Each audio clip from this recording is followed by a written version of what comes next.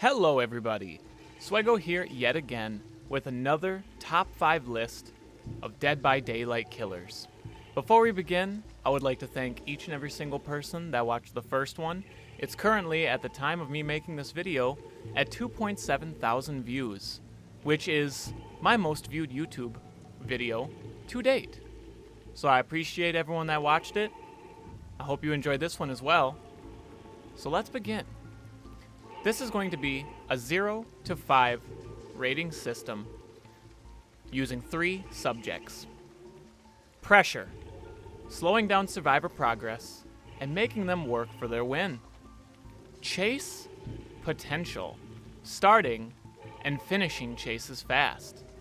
And ambushing, the ability to be quiet and walk up on survivors without them knowing you're there, or just generally having them not know where you are at all.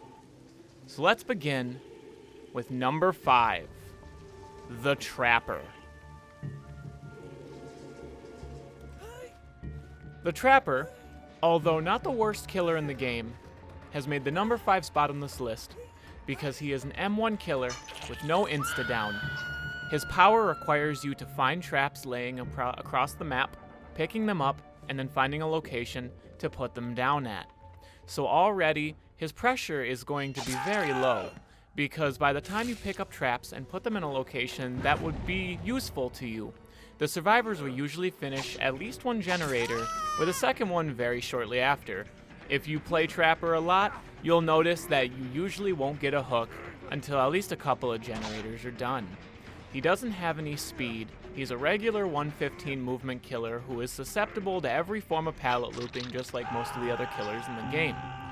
I'm going to give him a pressure rating of 4, because although he is not a very fast killer, he is definitely not someone you want to mess with in red ranks or even purple ranks, because a good trapper will know exactly where to place their traps to get you. I'm going to put his chase potential at a 3, because he is a 115 movement killer, so he is on the faster side of the spectrum, and if you know how to do it properly and you have the proper perks, you can get a lot of downs with him very easily. We're going to place his ambush at a 1, because he's not a quiet killer, he's not a very fast killer, so the chance of you walking up on someone without the help of a perk like, let's say, Tinkerer or Nemesis, you really aren't going to get very far with him.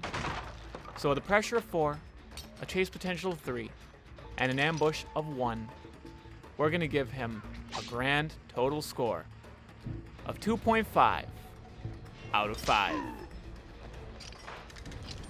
Next up on the list, at the number 4 spot, is Leatherface, aka the Cannibal.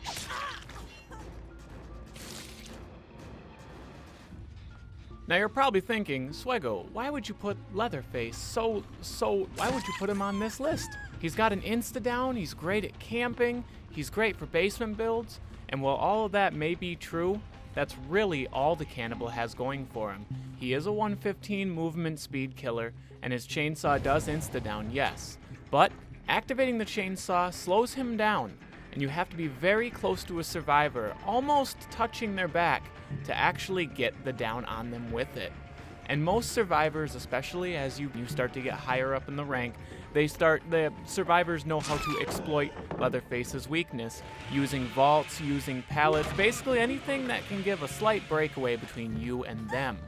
So all in all, the Cannibal has a really hard time keeping up with someone like his brother Hillbilly, because unlike the Hillbilly, he doesn't have the speed or the sprinting to keep up with the survivors like he does. Like I did say though, if you can get them in the basement, he's pretty much invincible, which is why he's only at the number 4 spot on this list, and he's not the worst killer in the game.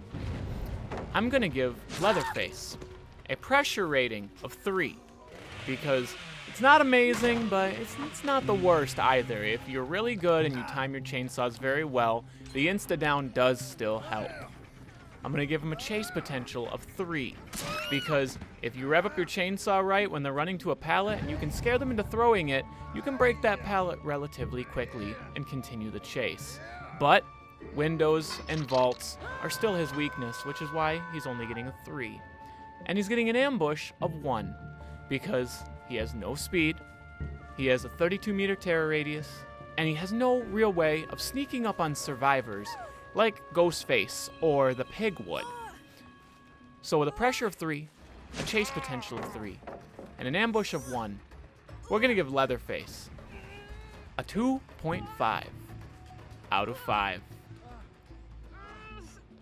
Now, for the number 3 spot, Amanda, aka the Pig.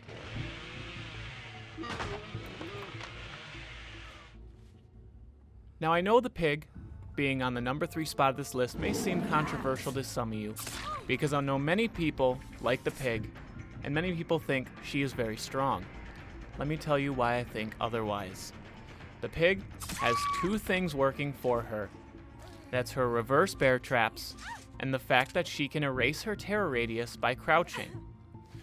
The problem with that lies with when you crouch, not only do you obscure your vision by being lower, but in order to attack anyone, you have to either stand back up, which releases your blade, which makes a noise, or you have to sprint at them by activating the power. Now, with her bright red coat, she's very easy to see from far away, and she doesn't do very well on maps like the swamp, or the corn maps, or large open maps like Auto Haven Wreckers, and Yamaoka. Now, if you can successfully get the bear traps on survivors, yes, it will waste some of their time. But ever since she got nerfed and her bear traps no longer activated immediately upon the endgame collapse starting, it has really damaged her ability to actually get kills using it.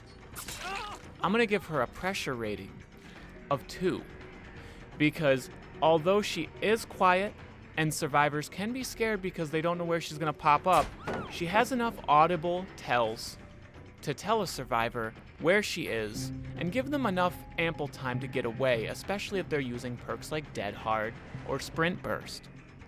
I'm going to give her a chase potential of 2, because once the chase is started, she has almost nothing that she can use besides the regular old loop the pallet and try to hit them twice. She has no insta-down and no way of speeding up the chase.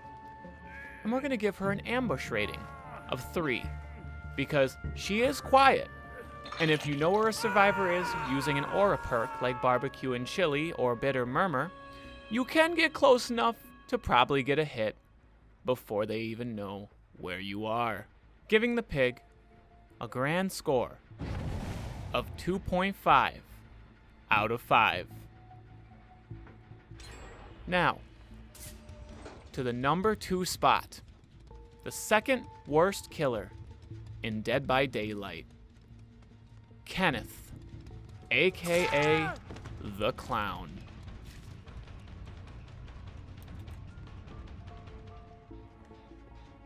I placed the Clown at the number 2 spot on this list for one very simple reason.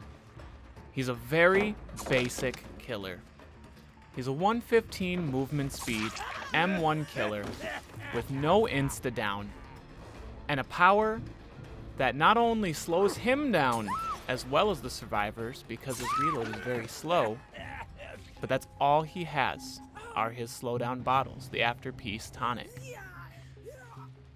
He can't build up much pressure because he has no stealth, he has no speed, and he has no insta-down unless you happen to use his iridescent add-on. So, right out of the gate, we're going to give the Clown a pressure rating of 1, because he's not very scary and he's very easy to avoid. We're going to give him a chase potential of 3, because the After Peace tonic does help a lot in chases, especially at pallet loops, by slowing the survivors down long enough for you to get a hit. And we're going to give him an ambush rating of 1, because he has no way of obscuring his terror radius. He's a very tall killer, so you can see him from far away. For a grand total score of 2 out of 5. Seriously, BHVR, please buff the Clown.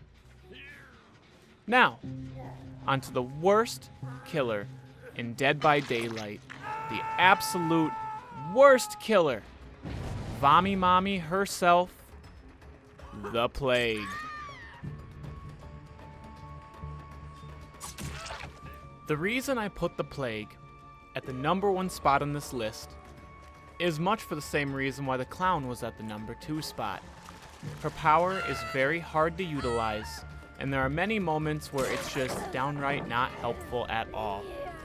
The Plague can puke on items, generators, totems, hooks, pallets, lockers, and if the survivors have enough of that puke on them, they will become broken, giving them the ability to be hit and downed once.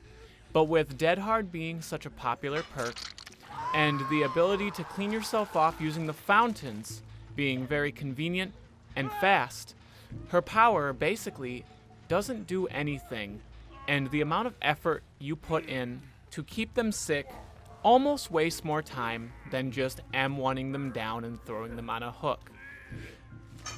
Now, there is one saving grace with her puke. If the survivors use a fountain, or you're using her iridescent add-on, her puke does turn into a projectile weapon where she can hit, injure, and down survivors using it. But survivors are smart enough to know to either not use the fountain, or use the fountain late enough into the game where it really doesn't matter at that point, because getting pressure with the Plague is incredibly difficult. We're gonna give her a pressure rating of 2. The reason I'm not giving her a 1 is because those sweet, sweet occasional times where you can get your blood puke and be able to hit them from very far away, it can be slightly scary. I'm gonna give her a chase potential of 2 as well, because her puke is hard to aim, but if you can aim it well enough, you could potentially break a survivor from a mid-range distance in 1 puke. And I'm gonna give her an ambush rating of 1, because as far as my knowledge tells me, she is the tallest killer in the game, and just like the Clown, has no way of hiding her terror radius without a bunch of perks. Giving the Plague a grand total score of 2 out of 5.